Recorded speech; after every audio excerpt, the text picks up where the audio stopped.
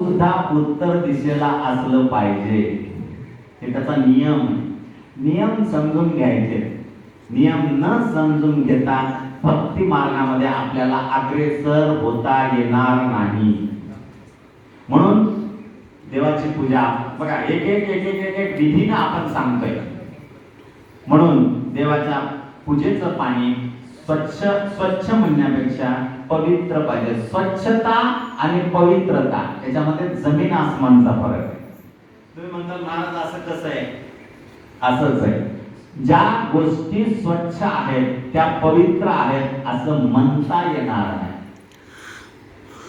आणि ज्या पवित्र आहेत त्या स्वच्छ आहेत असंही म्हणता येणार. उदाहरण म्हणून सांगतो.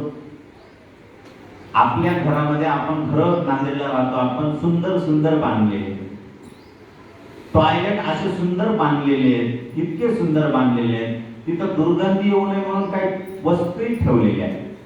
बरोबर आहे, स्वच्छ राहावे म्हणून. बघा उदाहरण कशासाठी हे लक्षात घ्यायचं. स्वच्छ राहावं म्हणून आपण हे केलेलं आहे. मला सांगा कितीही 10-10 हजाराच्या एक एक तिथं त्या फरशा लावल्या, त्याला काय म्हणतो आपण, टाईल्स, तरी लावल्या.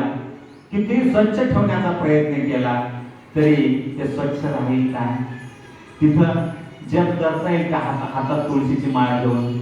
करता येणार नाही. पण याच्या विरुद्ध दुसरीकडे जा, गायीच्या गोठ्यामध्ये जा, आणि गायीच्या गोठ्यामध्ये शेणाचा वास आहे, गायीच्या गोठ्यामध्ये गोमूत्राचा वास आहे. पण गायीच्या गोठ्यामध्ये ब्राह्मणानं संध्या केली तर चालते, ब्राह्मणानं पूजा केली तरी चालते, तिथं बसून जप केला तरी चालतो. मग गायीचा गोठा पवित्र, किमतीनं हलका आहे. बघा आजकालच्या मॉडर्न बांधलेल्या टॉयलेट पेक्षा किमतीनं किती किंमत सोपी आहे, पण तरी पण पवित्र आहे की नाही? बोला, पवित्र आहे. म्हणून पवित्र स्वच्छ. काय काय लोकांना वाटतं की स्वच्छ आहे म्हणजे पवित्र आहे. अजिबात नाही. हे लक्षात आपल्या लक्षात आलं पाहिजे. म्हणून पूजेचं सामान पवित्र असलं पाहिजे. मला कशासाठी सांगावं लागायलंय? पूजेचा हार सुद्धा पवित्र असला पाहिजे. बघा मागच्या 2 महिन्यामध्ये नांदेड विश्व हिंदू परिषदेतर्फे काही उपक्रम चांगले राबवण्यात आले. त्याच्याबद्दल जोरदार टाळ्या. मी कशासाठी बोलायलो ते त्यांच्या लक्षात आलेलं आहे. म्हणून पूजेचं साहित्य कोण्या दुकानावर घ्यायलो आपण हे महत्वाचं आहे. दोऱ्याला लावला थुका, हार चालू आहे त्याचा, आणि ते आणून देवाच्या गळ्यात घालणार. कोण सांगितलं असं? कोणी सांगितलं असं? म्हणून शास्त्र इतकं बारकाईचं आहे. शास्त्राने सांगितलं शक्यतो या गोष्टी आपल्या आपण करायच्या. फुलं आणायचे, हार आपला आपण करायचा, आणि आपण केल्यानंतर काही शंका शिल्लक राहील काय? महाराज तेवढा वेळ कुठे? तसं काय मरायलाच मिळाले जाता, वेळ नाही. सगळ्या कामाला लोकांनी रडकं तोंड केलेलं आहे. आणि काय लोक म्हणतात टाइमपास करायचं. ह्या इथं कुठं टाइम आला मग तुला? म्हणून हे काम शक्यतो आपल्याला करायला सांगितले.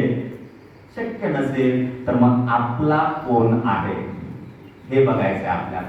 आपला कोण आहे, आणि आपला कोण आहे धर्मानं राहतो का, धर्माचं आचरण करतो का, त्याच्याकडे जाऊन विकत घ्यायला काहीही हरकत नाही. परंतु बाकीच्याकडून जर विकत घेऊन पूजा अशी जर होत असेल, देवाला अजिबात मान्य नाही.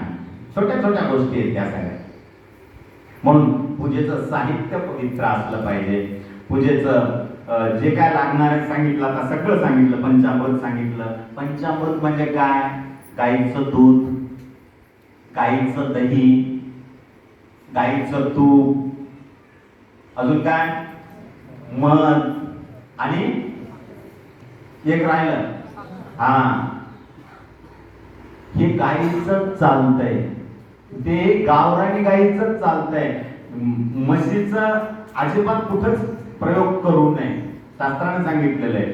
आपण श्राद्ध पक्ष आता येणार आहे. श्राद्ध पक्ष योगायोगानं आता येणाऱ्या पितर पक्षामध्ये मी गरुड पुराण कथा जिल्हा परिषद कॉलनी नांदेड या ठिकाणी सांगणार आहे. प्रतिपदेपासून 19 तारीख ते 25 तारीख येणारी सप्टेंबर महिन्याची गरुड पुराण कथा. ज्याला तिथं ऐकायला येत नसेल त्यांनी YouTube चॅनलवर सुद्धा ऐकत आहे. पण शक्यतो समोरासमोर ऐकलेली केव्हाही चांगली. म्हणून आपण मी काय सांगत होतो, श्राद्धामध्ये पक्षामध्ये माझ्या जवळ माझे मित्र बसले, सगळं माहिती आहे त्यांना. गाईच्या दुधाशिवाय खीर चालत नाही. आपल्याला म्हशीचं दूध चांगलं लागतंय म्हणून आनंद खीर करा, हे फार वेगळं. आपले पितर ही खीर स्वीकारत नाही, लिहून घ्याय. म्हणून ह्या गोष्टी आपल्याला कळल्या पाहिजेत. पण दुर्दैव असं झालंय की आम्हाला गाय पाळायची नाही. आम्हाला काय पाळायचंय? कुत्र. एका एका कुत्र्यावर किती किती खर्च